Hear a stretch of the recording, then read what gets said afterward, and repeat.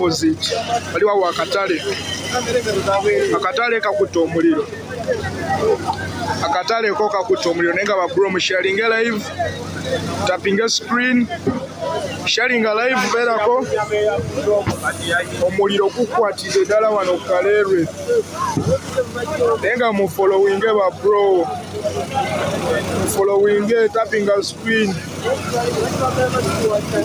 mubeereko omuliro gwakaakira essaawa nnamba naye omuliro guganya okukendeera. Uganda Police weeri egezaako zikiza omuliro naye omuliro gubadde gukyagaanye. Omuliro gwo gubadde gukyagaanye babro.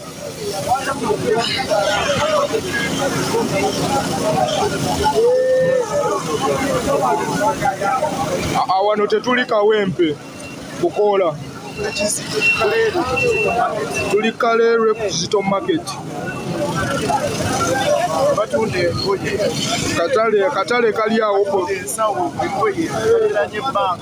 akatale kali awo opposite Shero Muhanda Road waliwo ne Finance Trust Bank. Yo bank eyinza okujja kubanga nga babro gutandise okukendeera gw'omuliro gutandise okukendeera. Afande ali mu ttungobawo.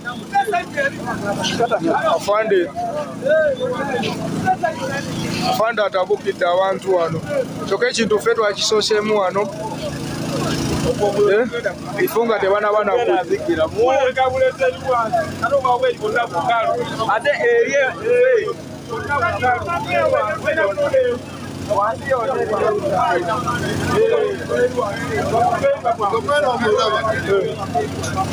kunzikira waawo kunzikirawo nankani tokwendala ebikulayi tolaba nti akawunti yange endala.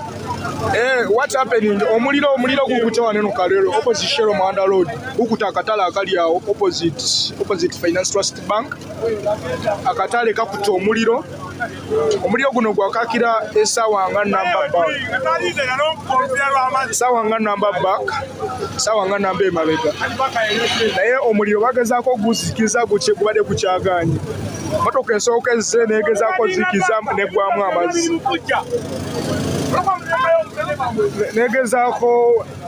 emotoka esoose ezze negezaako zikiza omuliro amazzi ne gaggwamu, n'eyokubiri nejja neera naye amazzi ne gaggwamu, kati eyokusatu yiirye ezze neera naye ekyazikiza neera amazzi nago yaga natera okuggwamu. waliwo omuyaya abadde azze abadde bali basatu beera nange shege bagala nnyo kulasimu kibeere mu mbeerako ku kino kaleevu k'abasajja tulina okukakola ate kati wojja ng'oyagala nnyo kulasimu tuba tujja kukokira mu muliro. Wabbi b'e Kampala baseesa budde bwakiro oyagala nnyo kulasimu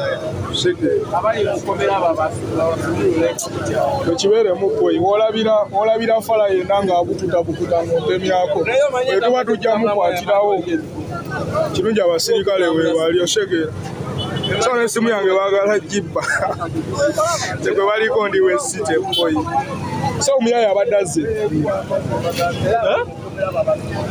abo tujja pookira mu muliro. Tuli mu nnaku emali y'abantu eri mu kujja ate oyagala kubba ssimu abajja fiira wano. Emali y'abantu eri mu kujjira wano ate oyagala nnyo kula ssimu. Ambulance tewali afudde. Ambulance tewali afudde sewu.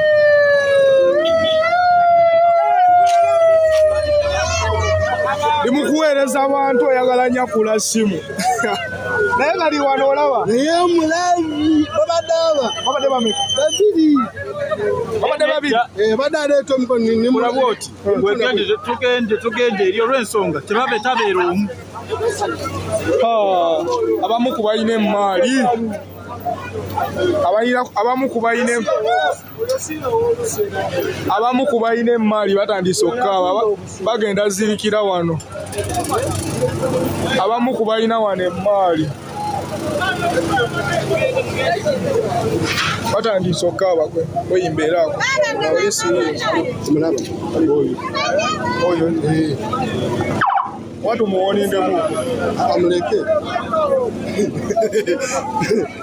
ayagala kunyakula simu kimbeereko kasonda budde kati wano nginywezezza oshegera budde bwa kiro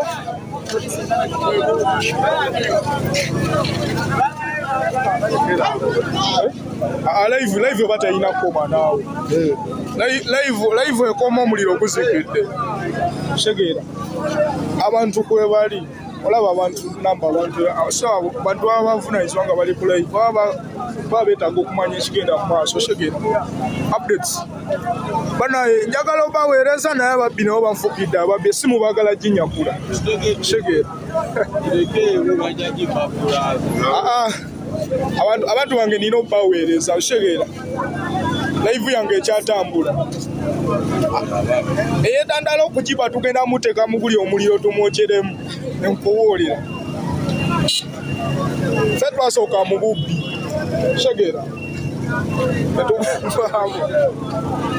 ayo oliwo eyetandalamu anyakula simu waliwo eyanyakulira esimu yange embuya bakwata aba bataano embanyaza oyo tujja mwokyera mu guli omuliro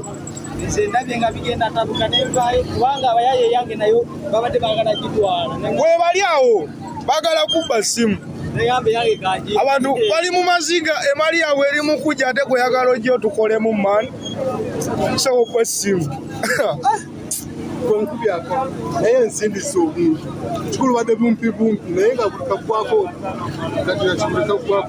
gundi transporter kyekituuseewo kati transporter ekiriwo tuli wano Kalerwe opposite Shero Manda Road waliwo ne nakatale waliwo ne Finance Trust Bank omuliro gukuta akatale segera omuliro gukuta akatale konna kayide kaweddewo opposite Shero Manda Road kyekiriwo muganda wange